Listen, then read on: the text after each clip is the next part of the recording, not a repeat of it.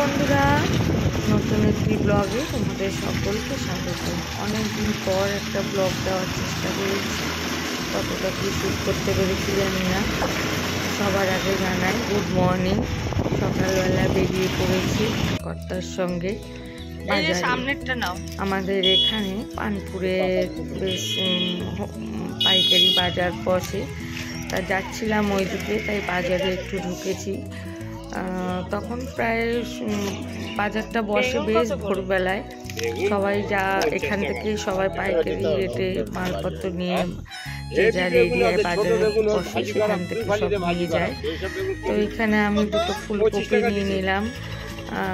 একজন মুসলমান ভদ্রলোক ছিল, ওনার কাছ থেকেই নিলাম। তো এই যে আমাদের আর কিছু নেওয়ার সেরকম নেই, আমাকে একটু ঘুরিয়ে দেখালো, তাও ঘুরে এদিক ওদিক করে দেখছিলাম।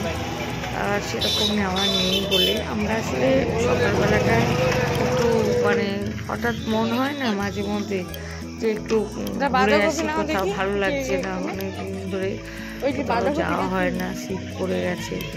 তো যাই হোক, এই জন্যে বেরিয়েছি। আর দেখে বলতে চলো তাহলে এবার আমরা এখান থেকে বেরিয়ে যাই, বাজার সব উঠে গেছে, এখন শেষের পর্যায়ে। তো এইখানে আমরা একটু দাঁড়িয়েছি, এখানে ফুলকপির দামটা একটু কম ছিল ওখানকার চেয়ে। এমনি বাড়িতে যে সবজি গাড়ি বা বাজারে যেগুলো বসে সব তো 40 টাকা 50 টাকা ফুলকপি, ওখানে এরকম পাইকারি রেটে নিলে 20 টাকা 25 টাকা ফুলকপি পাওয়া যায়। তা আমরা 30 টাকা করে কিনলাম, ওখানে মনে হয় পরে যেটা দেখালাম সেখানে মনে হয় দামটা একটু কম বলছিল। তা আমরা স্কুটিটা এইদিকে রেখে গেছিলাম, সেইখানে অনেকটা যাওয়ার সময় অতটা শ্যুট করতে পারিনি। এই দেখো ভেতরটা পুরোটা তোমাদের দেখাচ্ছি, কতটা এরিয়া জুড়ে বাজার। তা ওই আমরা পুরো ভেতরে চলে গেছিলাম। তো গাড়িটা এখানে রেখে এবার আমরা ফুলকপির ছোলাটা গাড়িতে ঝুড়ে এবার আমরা কোথায় যাচ্ছি জানি না, বললো চলো ওইদিকে তোমাদের একটু গ্রাম সাইডের দিকে ঘুরে আসি। আর ওই যে দেখতে কোনো কাশফুল দেখা যাচ্ছে, ওইটা কি আইবি থেকে, ওইটা কি সাদা বড় বিল্ডিংটা।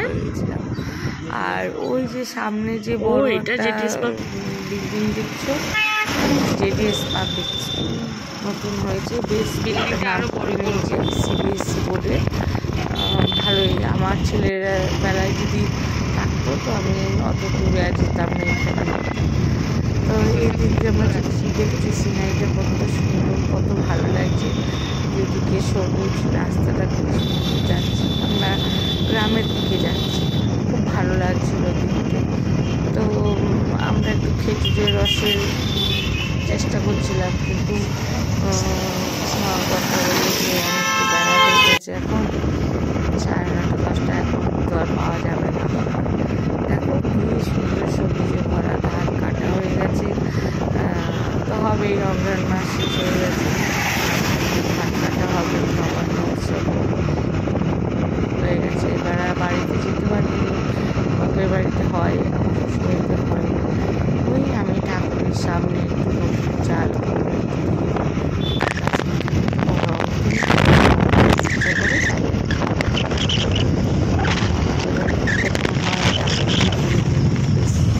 অনেক কিছু দিয়ে যাওয়া হয় আর কি, নবান্ন মাখা আর ওই ঠাকুরকে একটু দিই, সেখানে একটু খাই। তো যাই হোক, চলো আমরা এখন চলে এসেছি। এই পথে যেতে যেতে হঠাৎ আমার কর্মচারী বললো চলো সাগরদার বাড়ি দিলে। আমি বললাম সাগরদার বাড়ি, সাগরদা হচ্ছে একজন পাট ভদ্রলোক, খুব ভালো মানুষ, গ্রামের মধ্যে থাকে, ওনার পুরো ফ্যামিলিটা এত ভালো। গ্রামের মানুষ যেমন হয় সরল সাদা সিধে, তো সেই রকম।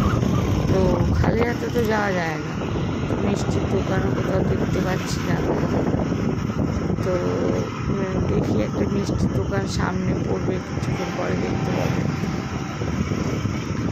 তো ওই মিষ্টির দোকান দেখার জন্য আমরা চলেছি কোথায় দেখতে পাই। তো হঠাৎ করে যেতে যেতে সাগরদার বাড়িতে যাওয়ার প্ল্যান। এইসব জায়গায় পিকনিক করলে ক্ষেত থেকে কি সবজি পাওয়া যায়, কুয়াশা কাটিয়ে দেখো সামনে রোদ উঠে গেছে, কিন্তু এখনো কুয়াশায় কি সুন্দর লাগে। এই যে আমরা বলতে বলতে সাগরদার বাড়িতে পৌঁছেও গেছি। ওই যে বৌদি বসে মাছ কাটছিল। দেখো সাগরদার বাড়ির সামনে এইটা ঝিলটা দেখো, এখানে বর্ষাকালে পুরো জলে ভর্তি থাকে, সব নৌকায় করে করে মাছ কিনতে যায়। আর এই যে বাড়ি বলছে গ্রামের বাড়ি যেমন হয়, খুব ভালো মানুষ, এত ভালো ব্যবহার, এত সুন্দর। মাঝে মধ্যে যাই, আর সাগরদা বাড়ি ছিল না তাও বৌদি বলছিল এটা নিয়ে যাও, ওটা নিয়ে যাও, না নিয়ে যাও। আমরা না কিচ্ছু নেবো না। দেখো বাড়ির সামনে এসে নৌকাটা ছবিটা তুলে নিয়েছি। আর বুঝি বলছে চা খাও, বলছে হ্যাঁ চাটাই খেতে পারি, আর অন্য কিছু খাবো না। কী সুন্দর সিনারিটা দেখো, এত ভালো লাগে। একটা ক্লিক তুলেও নিয়েছি, তোমাদের দেখালে নৌকাটার এটা দিয়ে। তারপরে এবার বাড়ি চলে আসছি। অনেকক্ষণ বেরিয়েছি, বাইরে থেকে একটু